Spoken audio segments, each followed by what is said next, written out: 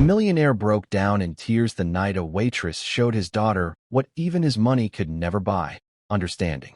The billionaire CEO stepped into a crumbling church hall, his tailored suit out of place among peeling paint and worn wooden benches.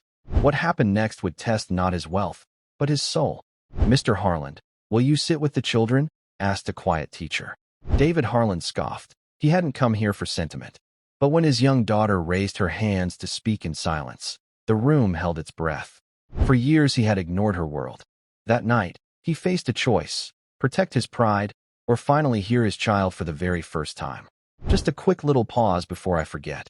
If you like this kind of stories of overcoming adversity and justice, please leave a like and let us know in the comments where you're watching from. And if you're new here, consider subscribing to our channel so you don't miss tomorrow's special video. I guarantee you won't want to miss it. Now let's jump back in. A little girl raised her hands in silence, and the crowded dining hall froze around her. The hall was full that evening. Crystal glasses caught the light. Silver forks clicked against porcelain plates. Men in dark suits leaned close to whisper business. Women in silk gowns kept their eyes lifted, watching and being watched. The air hummed with wealth, but it was a cold hum, measured, practiced. At the far end of the room, a man sat with his daughter. He was known: David Harrington, 54, real estate and oil. Tall, broad-shouldered, perfectly pressed gray suit. His presence was heavy, his authority worn like armor. Beside him, his daughter sat small and pale. 10 years old, blonde hair brushed smooth, white dress tied with a pale blue sash. Her name was Lily. She sat quietly while the music played low in the background. She did not speak. She never spoke. It was then, without warning, that Lily raised her hands. Not to wave, not to reach for her father. She shaped them, carefully, deliberately. Fingers bent, palms shifted, words without sound. She was signing. For a heartbeat, no one moved. The orchestra's notes seemed to stumble in the air. Heads turned, forks lowered. A ripple passed through the hall. "Does she?" a woman whispered from one of the nearer tables. "She's deaf," another voice murmured, almost disbelieving, as though such a thing did not belong in a room built for perfection. David shifted in his seat. His jaw tightened. He reached for his glass, though it was still full. He did not look at her hands. He looked away instead, out toward the long windows that showed the city's night lights. And then, a voice came from the side. A quiet one, but it carried. It was Emma Lawson, 26, the waitress who had been serving their table. She wore a simple black dress, white apron tied neatly at the waist. Her hair, dark brown and pulled into a modest bun, was out of her face. She was unnoticed most of the evening, moving with quiet care among the glittering guests. But she noticed the child. She saw what others missed. Emma's hands moved, just slightly. Not in flourish, not in display. With humility, she signed back. The girl froze, her eyes widening. Her lips parted in a breath that never formed a word. Then, slowly, she smiled. Around them, the whispers grew sharper. "Why is she? She can't." "Waitress? Is she?" David's glass touched the table harder than he meant it to. The sound was sharp in the silence. His voice followed, deep and clipped. "That's enough." The moment had cracked open, and now all eyes waited. The manager was already walking toward their table, face set, ready to shut it down. The manager cut through the room like a blade. His black suit was narrow, pressed within an inch of its life. A crimson tie, too bright, marked him out among the muted tones of the guests. His shoes clicked against the marble floor as he approached. The whispers hushed. Eyes tracked him, then drifted back to Emma, who stood at Lily's side with her hands still resting quietly before her. She had not stepped back. She had not apologized. The manager's voice was sharp enough to carry without raising it. "Miss Lawson," he said, his lips pulled thin. "What exactly do you think you're doing?" Emma lowered her gaze slightly, not out of shame, but control. "She signed to me," she answered softly. "I only answered." A pause. Tables leaned closer to listen. Somewhere, a spoon fell against a plate with a small, clattering note. "This is not," the manager replied, "a place for theatrics." His glance cut toward the guests, as though to ask for agreement. A few nodded, almost embarrassed to be caught watching. Emma's chin lifted just enough to meet his eyes. Her voice did not change. It wasn't theatrics. It was language. The silence that followed was heavier than the words themselves. Even Lily seemed to feel it. The girl's hands curled back into her lap, her small shoulders stiffening as though she were at fault. David shifted again, his presence filling the table like a storm cloud.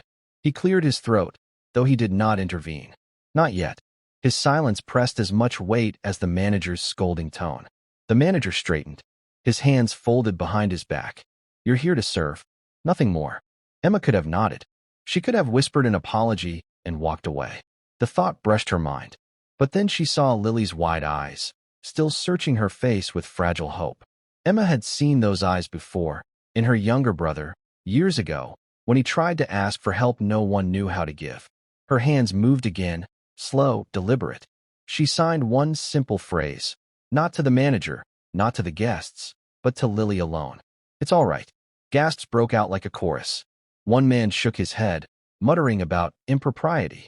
A woman at the far side leaned closer to whisper something sharp into her husband's ear. The manager's face flushed red, whether with anger or embarrassment, no one could tell. "You're finished here," he snapped. Emma folded her hands in front of her apron. Her posture was still, almost serene, though her heart pressed hard against her ribs. "If that's what must be," she said. But she did not step back. And the refusal was louder than any protest could have been.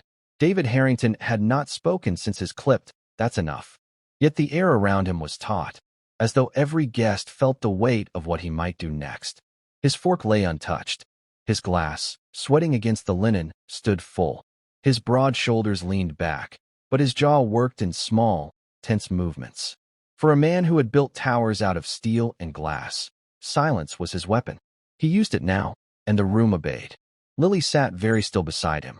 Her hands were folded tight, as if she wanted to make them disappear.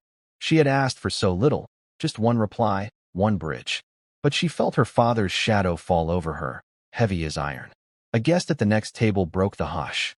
"Such a shame," the man muttered, not quietly enough. "Bringing her out like this." David's eyes snapped sideways. The man looked instantly at his plate. No one spoke again. David turned back toward his daughter. He reached for her wrist, not harshly, but with a firmness that meant to control. He tapped her folded hands against her lap. The gesture was meant as comfort, but the message was clear: stay still. For a flicker of a moment, something crossed his face. Weariness, perhaps. Regret. A shadow of another life. In his mind, the hall's noise faded and another image rose. A hospital room, sterile and white. A woman with soft golden hair, Lily's mother, her laughter muffled now by the oxygen mask. The last words she tried to speak were never heard. Not by him. Not by their daughter. Silence had followed him ever since. He blinked, and the memory dissolved. The present crashed back. Guests staring, Emma standing, the manager fuming. David needed to regain control. His voice, when it came, was calm but edged like steel. "This has gone far enough," he said, eyes fixed on Emma at last. "You're upsetting my child." Emma's lips pressed together. She lowered her gaze to Lily, never to him. And for the briefest second, she let her fingers shape one word in the air: strong. Lily's breath caught. A small sound, half sigh, half laugh, escaped her lips. The sound pierced David's chest. He had not heard her make it in years. His hand tightened on the tablecloth. Authority demanded he end this. But a father's heart whispered otherwise. And so he straightened, gathering his armor of dignity. "We will leave now," he said, already rising from his chair. The crowd parted as he stood. Emma did not move aside. Her presence was quiet, but immovable. David's chair scraped against the marble. The sound was sharp, final.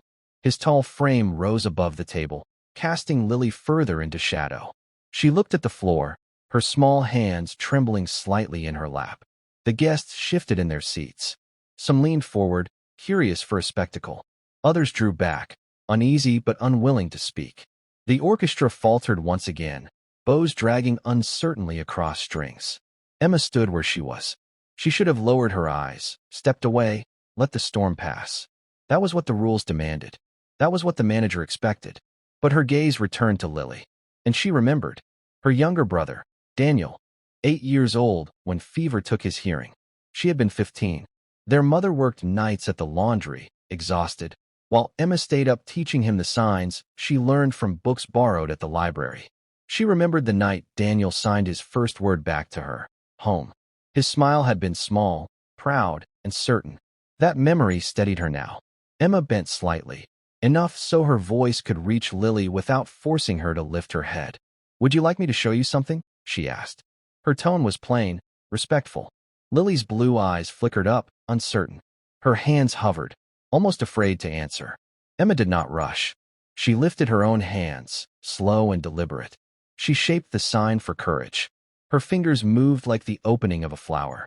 Gasps broke again among the guests. Someone muttered, "She's doing it again." The manager hissed, "Miss Lawson." But Emma did not stop. Lily hesitated. Then her small hands rose, uncertain but eager. She mirrored the motion. Not perfect, not graceful, but full of effort.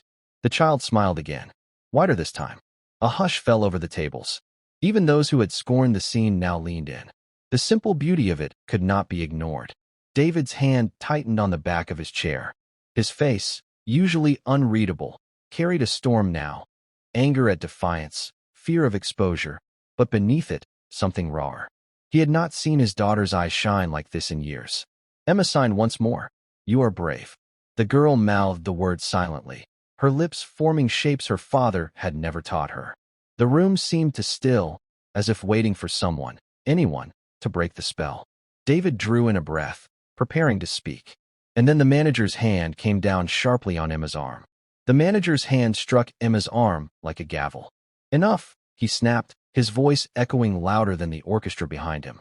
His grip was not cruel, but it was firm, meant to end all debate. The crowd leaned back, startled at the contact. The thin veil of civility wavered. David's voice did not rise, but its weight was heavier. "Let her go." The manager froze, confused. "Sir, I said." David repeated, slower, darker, "Let her go." The hand released. Emma stood steady, though her arm tingled. She looked down at Lily, whose fingers had fallen back into her lap. The spark was flickering out, fear threatening to snuff it. Emma's heart squeezed at the sight. Her mind slipped backward, unbidden. A church basement, 6 years ago. Long tables with plastic cloths. Fluorescent lights buzzing overhead. Her brother, Daniel, tugging her sleeve with urgent eyes. He wanted to join the other children playing, but the sound of their laughter was barred to him. They never turned to see him, never slowed their words enough. Emma had crouched low, taken his hands, and signed, "Show them. Show them who you are." He had walked out into the circle of children and signed his name. They stared, confused. One boy snickered. But Daniel, small and unshaken, spelled it again. Slowly, clearly, until one child tried to copy. Then another. A laugh turned into a smile, then applause. Emma had stood at the edge, invisible but proud. That day, she learned what courage could grow when someone believed in you. Her eyes returned to Lily now, trembling under her father's looming figure. Emma bent lower, whispering in a tone no one else could hear. "You remind me of him," she said softly. "Don't let them close your hands." Lily's breath caught, her lips shaping a silent howl. Emma lifted her fingers again, ready to answer. But David's voice cut through, laced with memory of his own. He saw not Emma, not the crowd, but his wife, Sarah, standing in their kitchen in a soft yellow dress, hair loose around her shoulders, smiling as she signed across the counter. Family. She had insisted on learning, though David had never mastered more than a handful of signs. For her sake, Sarah had said, when Lily was only 3. The memory burned now. He had buried it deep, but Emma's defiance had unearthed it. His chest tightened. He sat slowly, heavy, as though lowered by grief more than choice. The guests looked on, unsure what they were witnessing. Then a voice from the back of the hall called out, sharp and breaking the spell. "Manager, what's happening here?" The voice from the back broke the fragile hush. It belonged to another guest, red-faced and impatient, calling for order as though the scene were an inconvenience. His interruption snapped the attention of the room back to the present. The manager straightened, adjusting his jacket, seizing the moment to regain command. "Ladies and gentlemen," he announced, raising his hands, "we apologize for the disturbance. Please, return to your meals." But no one moved. The silverware remained untouched. All eyes stayed fixed on the table at the far end, where a waitress stood quietly before a millionaire and his daughter. Emma did not flinch under the weight of those stares. She folded her hands neatly before her apron, her posture calm, her breathing measured. She had stood through worse. David's gaze lingered on her. The memory of Sarah's yellow dress, her delicate hands forming family, still hovered at the edges of his vision. He had wanted to bury it, but Emma had pulled it out into the light. He leaned forward slightly, his deep voice breaking the silence. "What is your name?" Emma blinked once, surprised by the sudden directness. She had expected dismissal, perhaps another order to leave. "Not this. Emma Lawson, sir," she answered simply. The crowd stirred. A few whispered her name under their breath, tasting it as though it were a clue to a mystery. The manager paled, unsure how to proceed. David studied her for a long moment, his jaw tight, his eyes sharp. Then he said, "See me tomorrow." Gasps rippled through the room. A woman at one of the nearer tables muttered, "Tomorrow?" He never. Her husband hushed her. Emma's composure held, though her heartbeat quickened. She lowered her eyes, hiding the flicker of uncertainty that passed through her. Her hands gripped the edge of her apron, almost trembling. Still, her voice stayed steady. "Yes, sir." Lily watched the exchange, her eyes darting from her father to Emma, confusion and hope tangled together on her small face. The orchestra tried to resume, notes uncertain, but it was too late. The night had changed. The guests whispered among themselves, glancing sideways at Emma as she collected herself and stepped back from the table. The manager followed her with sharp eyes, his lips pressed tight. He did not understand what had just shifted, only that his control had slipped through his hands. Emma walked quietly toward the service doors. Each step was deliberate, composed. Yet beneath her calm, her thoughts churned. She had been noticed, and not in the way she had ever wished. The doors closed softly behind her. At the table, David lifted his glass at last and drank. Lily sat upright, her fingers twitching as though already practicing words she had just learned. The room had no appetite for food any longer. Something else lingered instead, an unsettled wonder. The next morning, Emma's shoes clicked softly against polished marble. She had never walked halls like these before. Light poured through tall glass windows, illuminating pale stone walls and vast canvases of modern art that stretched nearly to the ceiling. Every step echoed, sharp, reminding her she did not belong. She wore her cleanest dress, a simple navy blue, long sleeves, hem brushing her knees. Modest but neat. Her dark hair was pulled back again, a few loose strands falling near her face. She carried no handbag, no jewelry, only a small notebook tucked discreetly in her pocket. At the reception desk, a young woman in a tailored gray skirt and crisp blouse looked her over from head to toe. The smile she offered was polite, but the glance in her eyes carried something else. "Name?" she asked, already poised over her screen. "Emma Lawson," Emma replied. The receptionist's brows lifted slightly. Her tone cooled. "And your business with Mr. Harrington?" Emma clasped her hands, her posture straight but unpretentious. "He asked to see me." A pause, then a faint laugh, quick and disbelieving. "Of course he did." She typed slowly, as if to stall. "Take a seat." Emma sat in a leather chair far too soft, her back upright, her gaze steady on the floor. She did not fidget. She did not let herself. But she heard whispers from the staff walking past, half-hushed words about the waitress and what happened last night. Minutes stretched. At last, a tall man in a black vest and white shirt approached. He did not bother to hide his disapproval as he looked at her. "This way." He led her through corridors lined with photographs of skyscrapers, company launches, charity events filled with smiles of power. The carpet muffled his footsteps, but hers seemed too loud, an intrusion into this silent order. They reached a set of double doors. The man opened them without ceremony. Inside, the office was vast. A wall of glass looked over the city below, its towers shining like mirrors in the morning light. The desk was broad, mahogany polished to a gleam. The little sat upon it but a single pen, a glass of water, and a folded newspaper. Behind the desk, David Harrington rose slowly from his chair. His gray suit was crisp, his posture erect. He regarded Emma with a level gaze that revealed nothing. The door shut behind her. The room seemed suddenly too large, too quiet. Emma stood very still, her hands folded before her apronless dress, waiting. David did not offer a chair. He remained standing, broad shoulders framed by the tall windows. The city sprawled behind him like a conquered empire. His silence pressed down like stone. Emma stayed where she was, her hands resting lightly in front of her. She felt the weight of his gaze, but she did not bow beneath it. Finally, his voice came, low, even, but edged. "You embarrassed me last night." Emma's chin lifted slightly. "I answered your daughter." A flicker, quick as lightning, crossed his eyes, but his expression settled back into granite. "You work in a place where you are paid to serve. You stepped beyond that." Emma's words were soft, but steady. Language is not beyond service. It is part of being human. His jaw tightened. He walked slowly around the desk, each step deliberate. He stopped closer than comfort allowed, studying her as if she were a puzzle piece that did not fit. "Do you know who I am?" "Yes," she said simply. "And yet you defied me. I saw a child asking to be heard. That was all."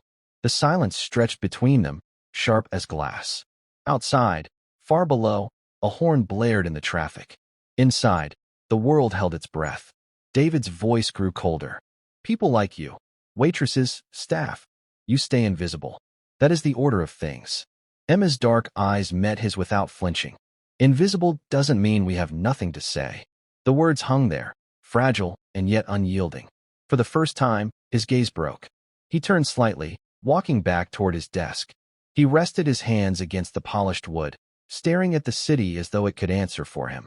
His voice softened, though not kindly. "You think you've done something noble, but all you've done is stir pity." Emma shook her head. "No, what you saw wasn't pity. It was recognition." She smiled. "Mr. Harrington, that is more than pity could ever give." His hand flattened against the desk. The muscles in his forearm tensed. For a moment, he seemed about to strike the surface. But instead, he let the breath go. At last, he turned, his eyes sharp again. "Work for me," he said. Not a request, an order dressed as generosity. Emma felt her pulse quicken, but she kept her voice even. "In what capacity?" "You'll teach her," David replied. "Whatever it is you do." Signing. Patience. All of it. The offer should have sounded like an honor. Instead, it carried the weight of command, as though he were buying her silence as much as her skill. Emma drew in a quiet breath. She let her hands fall gently to her sides. Emma did not answer at once. The silence lengthened, sharp as wire. The city gleamed behind David, but she looked only at him, her hands folded before her dress. When she spoke, her voice was calm, unhurried. "I don't work for people who treat me like something to be bought." The words landed like stones dropped in still water. David blinked once. Few had ever spoken to him so plainly. Fewer still had refused him outright. He had offered jobs to governors' sons, to partners' heirs, and they had accepted without pause. He had purchased loyalty as easily as he purchased land. This waitress, this young woman, stood unmoved. His lips pressed thin. "Do you know how many people would beg for what I've just offered you?" Emma inclined her head slightly. "Perhaps, but I'm not one of them." The air in the office tightened. The assistant who had ushered her in lingered outside the door, pretending not to listen, yet he stiffened at the sound of her words. David stepped closer, his tone low. "You will regret speaking to me this way." Emma's gaze softened, not hardened. "No, I would regret more if I said yes." Her voice carried no defiance, only certainty. That unsettled him more than if she had shouted. David turned away sharply, striding back behind his desk as though distance could reassert control. He leaned on the mahogany surface, staring down at the untouched pen, the folded paper, the glass of water. His reflection shimmered faintly in the polished wood. Behind him, Emma drew a small card from her pocket. Simple, cream-colored, with her name and a single line in clean script. Interpreter, community volunteer.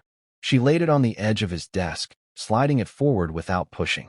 "If you want help for her," she said, "that is where I can be found. But I don't answer to orders." Her tone was steady, polite. But the act itself, leaving her own card instead of taking his, shifted the balance of the room. David glanced at it, though he did not reach. His silence was heavier than before, but there was something beneath it now, curiosity. Emma inclined her head, as though to say farewell. Then she turned and walked toward the doors. Her steps were unhurried, her back straight. The office doors opened, light from the corridors spilling in. She did not look back. When the doors shut, David remained standing by the desk, his hand hovering over the small card she had left. The office was silent after Emma left. Too silent. David stood motionless, staring at the cream-colored card resting against the polished wood of his desk. Her name, Emma Lawson, stared back at him in plain script. No title of prestige. No company logo. Only a quiet declaration. Interpreter, community volunteer. It was small, modest, almost nothing, yet it unsettled him. He picked it up, turning it between his fingers. He told himself he was only curious about her handwriting or the paper stock, but that was a lie. The truth was simpler. He could not stop hearing her voice. I don't work for people who treat me like something to be bought. He set the card down, harder than he meant to. It made a sharp tap against the wood. He reached for the newspaper folded neatly at the edge of the desk. Tried to read. The words swam. Tried to focus on the markets, on numbers he understood. But between the columns of print, he saw her again, standing there, steady as stone, refusing him. David rose and paced toward the glass wall. The city stretched out below him, sharp lines of towers and streets he had bent to his will over decades. Yet none of it felt as certain as the ground on which she had stood. A knock at the door. His assistant stepped in quietly, tablet in hand. Mr. Harrington, the board is waiting. David waved him off with a curt motion. 5 minutes. The assistant hesitated. Sir, was she important? David's eyes narrowed. She was unusual. The assistant, unsure of what that meant, withdrew quickly. Left alone again, David sat slowly, leaning back in his leather chair. He lifted the card once more, running a thumb across its plain surface. He had dismissed hundreds of people with a word, but he could not dismiss her. He thought of Lily, her hands trembling, her face alight when Emma had answered her. A smile he had not seen since Sarah lived. That image refused to leave him. His authority felt dented, not destroyed but cracked in a way he could not explain.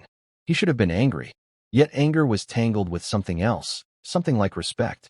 He placed the card in his breast pocket, close to his heart, though he would never admit why.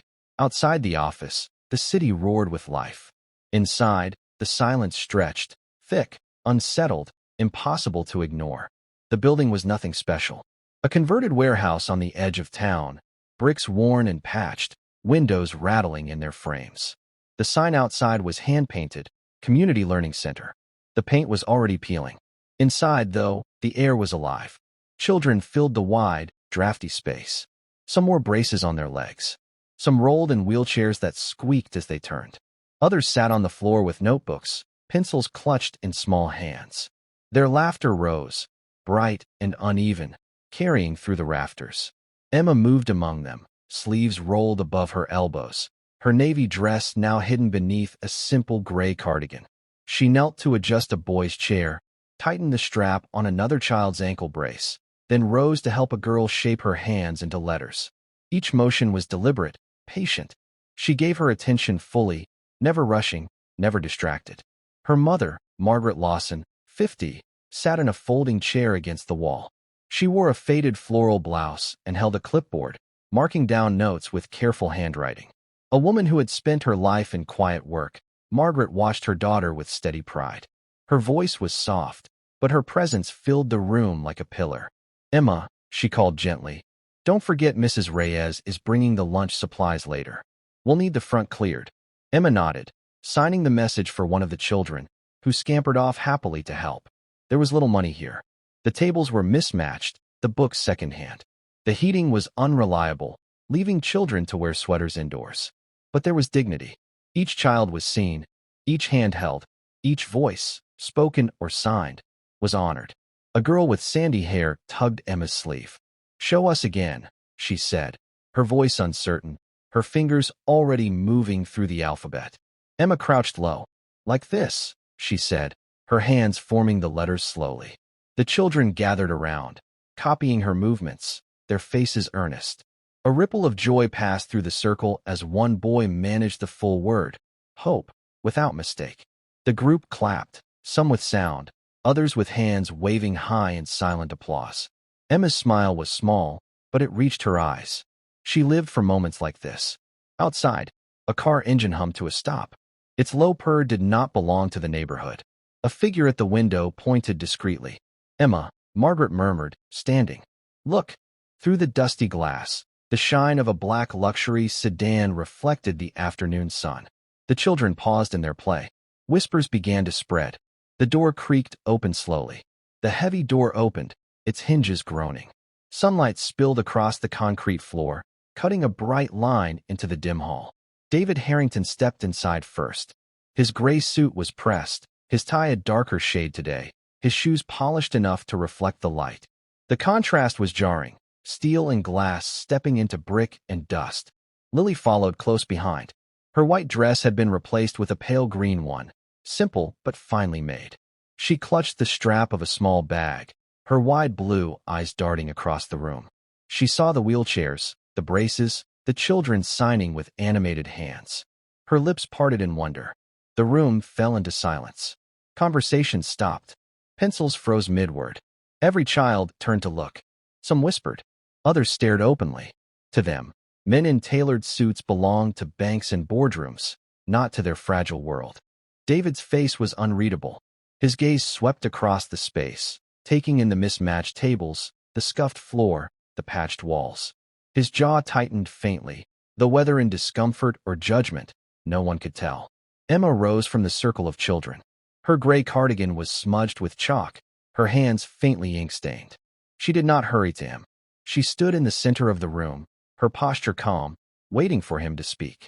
Margaret rose too, setting aside her clipboard. Her expression was steady but firm. She moved closer to her daughter, her presence quiet, supportive. Lily tugged lightly at her father's sleeve, then pointed toward the children. Her hands fluttered in small shapes, hesitant, as though asking if she might join. David hesitated. His hand lingered at his side, half-formed into a motion of restraint. But Emma caught Lily's eyes. She bent slightly, signing one simple phrase. "Would you like to?" Lily's face lit up. She nodded eagerly. The children shifted, opening a small circle for her. Their whispers softened into curiosity. A boy with dark curls patted the spot beside him. Lily glanced once at her father, seeking approval. David's jaw tightened further. Every instinct in him said no. Yet the room had tilted against him. His authority here felt thinner, fragile. Slowly, with visible reluctance, he gave a single nod. Lily stepped forward, her green dress brushing the worn floor, and sat among the children. Her small hands rose, uncertain but brave. David stood alone at the threshold, the outsider now. Emma's gaze lingered on him, calm and unyielding. Lily sat cross-legged on the floor, her pale green dress gathered neatly around her knees. The other children leaned close, guiding her small fingers through the alphabet, their excitement soft but insistent. Each letter she formed earned smiles, a gentle cheer, or a flutter of silent applause. Her cheeks flushed pink with effort. David remained near the door. He did not remove his suit jacket, though the room was warm. His eyes followed his daughter, scanning her every movement. But they returned again and again to Emma. She moved with purpose, her cardigan brushing past tables, her hands demonstrating, correcting, encouraging. No wasted gesture. No performance. Just steady discipline. Margaret crossed the room and retrieved a stack of worn binders from a metal cabinet. She set them carefully on a table by the wall. Their edges were frayed, some covered in tape to hold the spines together. She glanced at Emma, who nodded almost imperceptibly. Emma lifted one of the binders, holding it open for the children to see before setting it before David instead. Inside were notes, rows of sketches, diagrams of hand shapes, charts comparing methods of teaching. Margins were filled with precise handwriting, each page layered with years of refinement. "This isn't a pastime," Margaret said quietly, her voice carrying in the silence. "My daughter has built something." David's eyes dropped to the pages. He read a few lines. The handwriting was steady, controlled, but the content was striking. New teaching sequences, patterns of memory recall, ideas for bridging between signing and speech therapy. His brows furrowed. This was more than a waitress's notes. Emma was kneeling beside Lily now, her hand hovering patiently over the girls. "Try again," she said softly, letting Lily repeat the letter. Her eyes never sought David's approval. Her purpose was in front of her. Nearby, a young boy adjusted his hearing aid and whispered, "She has more notebooks, don't she?" Margaret smiled faintly, though it held a weary edge. "Many more." She lowered her voice, almost to herself. "Years of them." David closed the binder slowly. His fingers lingered on the cover, tapping once. "What are you planning?" His tone was low, not hostile but uneasy. As though the question itself carried weight he wasn't ready to face. Emma looked up, her hands still guiding Lily's. Her answer was calm. What I've always been planning. A place where no child is left behind because the world refuses to listen. The room stilled. Even the children seemed to sense the shift in tone. David glanced at the binders again. For the first time, his composure faltered. The room's air was thick with David's silence. His daughter was laughing softly now, her hands clumsy but determined, copying each sign Emma showed her. Around them, the other children leaned in, thrilled to guide her along. Then a slow, deliberate tap echoed through the hall. A wooden cane striking the floor. All heads turned as an older man entered from a side door. His frame was thin, his shoulders slightly stooped, but his movements carried precision. His white shirt was buttoned neatly to the collar, a charcoal vest snug around his chest. A long gray coat hung from his arm, and in his other hand, the polished cane measured each step. "Dr. Samuel Grant," Margaret said quietly, almost reverently. Emma stood at once, her face softening in recognition. "You didn't have to come today." The older man offered her a gentle smile, his lined face creasing. "And miss this? I would not." His voice carried warmth, but also a weight that commanded respect. David straightened unconsciously, as though facing someone of equal stature. Dr. Grant moved closer, peering at the binders on the table. He set a frail but steady hand atop them. "I supervised her work," he said to the room. "Years ago, at the university. What you see here is not the work of an amateur. It is pioneering." Whispers stirred among the volunteers at the edges of the room. A few children craned their necks to see better. David's expression tightened. Pioneering. The words sounded doubtful on his tongue. Dr. Grant turned, his gaze firm despite the softness of age. "Your daughter's struggle is not unusual. What is unusual is finding someone who has mapped paths through that silence with such clarity. Emma was my best student. She should have had her own institute years ago."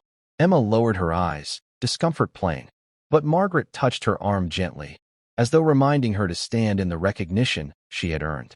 David glanced between them, unsettled. For years he had moved in boardrooms where titles and reputations defined the field of play. Now, in this modest hall, he was facing credentials he could not easily dismiss. Emma turned back to the children, unwilling to let the attention rest on her too long. Her hands moved, drawing Lily into another sign, guiding gently, steady as always. Dr. Grant watched, pride shining quietly in his eyes. "You see? She does not lecture. She does not demand. She draws them forward." The binders remained open on the table, their pages no longer anonymous. David's jaw tightened. His hand lingered on the binder's edge as though he might close it, shut away the proof it contained. Around him, murmurs drifted, the other parents, the volunteers, the children pausing mid-sign to watch. His voice, when it came, was sharp. "This feels convenient." A waitress in a roadside diner. Now, suddenly a prodigy. A professor walking in at just the right moment. "Forgive me, but it reeks of arrangement." The room stiffened. Even the younger children fell quiet, eyes darting between the adults. Emma straightened slowly. She did not flinch, though her cheeks flushed faintly. "Convenient," she repeated, her tone calm. "Do you think I asked your daughter to stumble into my diner? Do you think I begged her to try?" David's shoulders squared, his voice rising. "You could have." Emma's lips pressed together for a moment. Then she spoke again, measured, controlled. "I've spent a decade writing in notebooks no one read, teaching children no one wanted to teach, washing dishes to pay rent. If you think I planned this so you could stand in my community hall and accuse me, then you don't understand me at all." Her mother stepped closer, her voice low but firm. "She doesn't plan for applause, Mr. Harland. She plans for children who have none." Dr. Grant lifted his cane and tapped it once against the floor, his eyes fixed on David. "You are grasping at suspicion because the truth unsettles you. That is not her burden to carry." The tension was sharp now. The crowd seemed divided, some nodding in agreement, others uneasy at the challenge directed toward a man of wealth and power. Emma turned her attention back to Lily, crouching so she was eye level. "Show him," she said gently, guiding the girl's hands into another sign. Lily's brow furrowed with concentration. Her small fingers worked the shape of a word she had not managed before. Her lips parted slightly, a soft breath escaping as though pushing herself across a threshold. Emma nodded. "Yes." Again, David watched, his protest caught in his throat. The girl repeated the sign, clearer now. Then she looked at her father with a sudden brightness in her eyes, her hands forming the shape deliberately, presenting it to him. For a moment, the hall was utterly still. Emma did not look at David. She kept her gaze on Lily, her hand resting gently on the girl's shoulder, steadying her as she signed again. The silence stretched until the weight of it forced the father to meet his daughter's eyes. The hall held its breath. Lily's small hands trembled slightly, but the shape she made was unmistakable, clear, intentional. Her lips moved with the faintest whisper, a shadow of the word she signed. David froze. His eyes widened, then narrowed, as though he doubted what he had just witnessed. But Lily repeated it, slower this time, her gaze locked onto her father's face. She was asking him something, offering him a bridge across the silence that had long separated them. A soft gasp rippled through the room. One of the children whispered, "She said it," and another hushed them, but the awe lingered. Emma kept her hand on Lily's shoulder, steady and calm. "That's it," she murmured, not performing for the crowd, but for the child in front of her. "That's the word. You've done it." Tears welled in Lily's eyes. She tried again, more confident now, her small fingers curling into the shape with determination. Her face lit with pride. David's breath caught audibly. His hand reached toward his daughter, then stopped short, fingers curling helplessly. For years he had drowned himself in business, in control, in silence louder than words. And now his daughter stood before him, her little hands cutting through all of it with a language he had refused to face. Dr. Grant leaned on his cane, eyes glistening, whispering more to himself than anyone else. Proof, not in books, in her. The other parents looked on, some weeping quietly, others holding their children a little tighter. Even the volunteers, hardened by years of overlooked effort, softened into stillness. Lily stepped closer to her father, her hands rising again. She shaped the sign once more, deliberate, certain. Her lips parted, forming the sound alongside it. This time, David understood. The room seemed to fold inward. No sound remained but the faint rush of David's uneven breath. He dropped to one knee, his expensive suit pulling at the seams, his hands trembling as he reached for hers. For the first time, he copied the movement clumsily, his large fingers awkward beside her small ones. He failed the first time, his thumb misplaced, but Lily laughed, a bright, clear laugh that broke the tension. She corrected him, guiding his hand. And he tried again. The crowd did not cheer. They did not clap. They simply watched, awed into reverent silence, as a father and daughter spoke, without words for the first time. Emma stepped back quietly, allowing the moment its space. Her presence lingered like a steady flame, but the light belonged to Lily now. David remained on one knee. His daughter's small hands rested in his, guiding him through the shape of the sign once more. His jaw trembled as he tried, faltering, correcting, then finally mirroring it with some success. The room still held silence. Every eye was on him, not her, on the man who had built towers, bought companies, broken rivals. Now he sat in a worn community hall with paint peeling at the edges, being taught by a child no one expected to be heard. His shoulders rose and fell with a long breath. He looked down at Lily, who was smiling with pride, then up at Emma, who stood quietly to the side. For the briefest instant, the hardness in his eyes flickered. But then doubt, fear, pride. They returned. He stood slowly, straightening his jacket as though armoring himself again. His voice was low, strained. "It doesn't change anything," he muttered. A whisper rippled through the hall. Some of the parents exchanged disappointed glances. Others looked away, unwilling to challenge a man with such power. Emma's mother, Evelyn, took a step forward.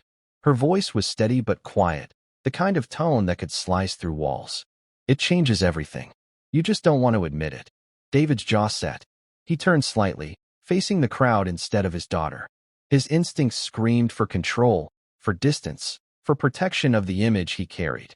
But the weight of Lily's gaze pulled at him like an anchor. "Mr. Harland," Dr. Grant said, leaning heavily on his cane.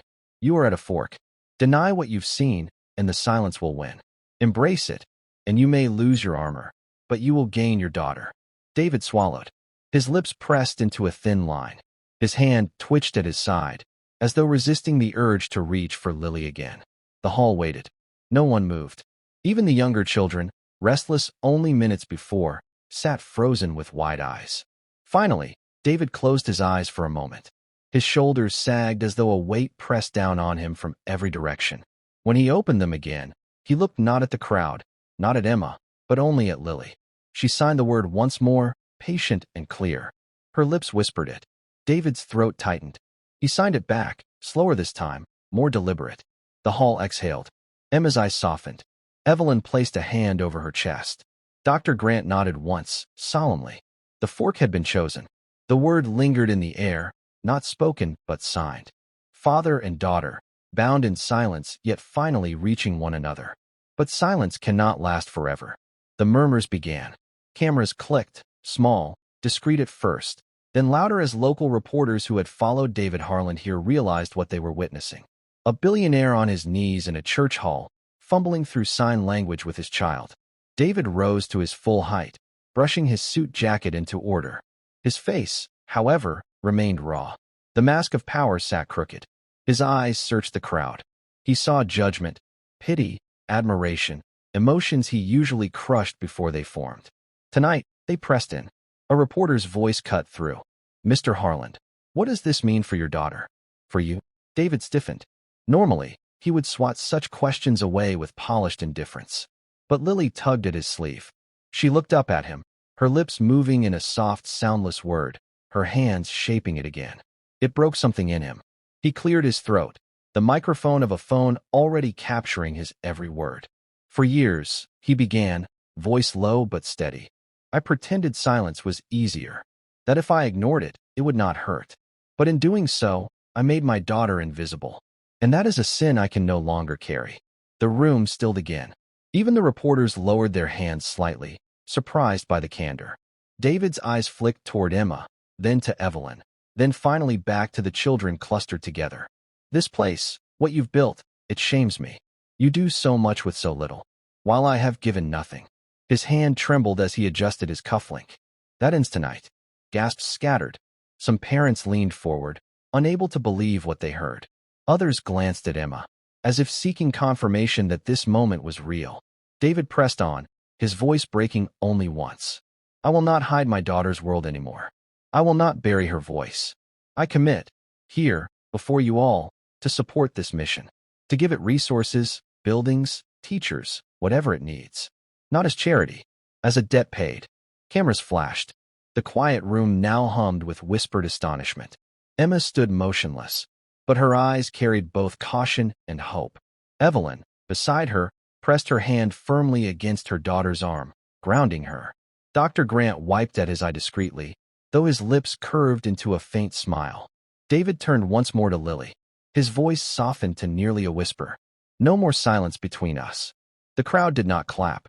They bowed inward, reverent. A decision had been carved into the air, undeniable, permanent. Months later, the church hall was no longer the center of everything. It still stood, still hosted gatherings, still carried the smell of old wood and faint incense. But something larger had grown from that night. On the edge of town, where an abandoned warehouse once sagged against the wind, stood the new building. Pale stone walls, wide glass windows that caught the sun, and doors that opened without a push. Above them, letters carved clean and clear, the Harland Center for Communication and Learning. Inside, children filled the rooms. Some in wheelchairs, some moving carefully with braces, some chattering in bright bursts of laughter. And others silent but animated, their hands alive with signing, their eyes shining with connection. The sound was not noise, but energy, flowing between them, carrying dignity. Emma walked through the hall in a simple gray blouse and long skirt, a notebook in one hand, her hair tied back. She stopped to adjust a boy's hand as he signed, patient, steady, before moving on. Her mother Evelyn worked nearby, helping set out picture boards for a smaller group. She wore her usual dark blue dress and thin cardigan, sleeves rolled carefully so her hands could move freely. Her eyes carried pride whenever she looked at Emma, but also watchfulness, protecting, steadying, as she always had. In the corner, Dr. Grant leaned against his cane, speaking softly with two young teachers, guiding them in methods he had once used in his research. And there, near the doorway, stood David Harland. no longer in a flawless black suit, but in a simple dark jacket and open-collar shirt. He looked smaller somehow, though not in stature. His phone stayed in his pocket. His watch was gone. His eyes followed only one thing, Lily. She was in the middle of a group, her blonde hair tied in a neat ponytail, her face glowing with laughter. She signed quickly with another girl, then slowed to guide a younger child, shaping each movement with patience. For the first time in years, she led, not hidden, not hushed. David's lips parted, as though he wanted to say something aloud. Instead, he let his hands twitch slightly, practicing the shape of the signs he had been learning. His movements were clumsy, but persistent. The staff noticed. Parents noticed. Yet no one mocked. For a man known for steel and stone, the sight of him fumbling with his own hands carried more weight than any speech he could give. Emma paused as she passed him. Their eyes met. He gave a slight nod, one of acknowledgement. Not superiority, not debt, but respect. She returned it. The building hummed with life. A seed planted in silence had become motion, growth, and promise. The late afternoon sun poured through the wide windows of the Harland Center, striking the floor with soft gold. The day's classes were finished. Children drifted home, their laughter echoing faintly down the hall. Only a few remained: Emma, Evelyn, Dr. Grant, and David. And Lily, who lingered, reluctant to leave the space she had claimed as her own. She tugged gently at her father's sleeve. Her hands moved with practiced ease, small but confident. "Come outside." David followed her to the courtyard. It was simple, a stretch of grass, a bench, and a young tree planted weeks ago. Its leaves stirred in the quiet breeze. Emma and Evelyn stayed a few paces back. Dr. Grant settled onto the bench, cane resting across his knees, watching with an elder's patience. Lily turned to her father. She signed a phrase slowly, carefully, repeating it until his hands caught the shape. It was not complicated. Just 4 words. "I am not broken." David's throat worked as he tried to speak them aloud, but the sound caught. His hands trembled as he shaped the words back, each movement more like prayer than speech. Lily smiled. Then, without warning, she reached up and took his large hand in both of hers. She placed it gently against her chest, over her small heartbeat. He froze. His fingers curled slightly, feeling the steady rhythm beneath them. For years, he had measured worth by numbers on screens, contracts signed, towers raised. But here, just here, was something beyond all his ledgers. His eyes burned. For the first time, he did not hide it. Emma stepped closer. She did not speak. She did not need to. Evelyn's voice broke the silence, low but strong. "The world teaches us to build walls. Sometimes, dignity is letting them fall." David lowered himself slowly, knees bending until he sat in the grass across from his daughter. He lifted both hands and signed the phrase again, carefully, fully. "I am not broken." Lily leaned forward and pressed her forehead against his chest. His arms encircled her. The courtyard stilled around them. Behind, Emma's eyes softened with quiet triumph. She had not fought for recognition, not demanded it, not raised her voice. She had simply carried the truth until others could no longer deny it. Dr. Grant looked to her and nodded once, the weight of history in his eyes. Evelyn's hand found Emma's, squeezing it gently. The breeze moved the young tree, its branches swaying as though bowing to the moment. A father bent, a daughter rose, and a lesson was etched into silence that would never again be empty. The camera lingered, then faded. Thank you for following this story. If you enjoyed it, please subscribe and share your thoughts below. Where are you watching from? Let us know in the comments. Stay tuned for more immersive stories.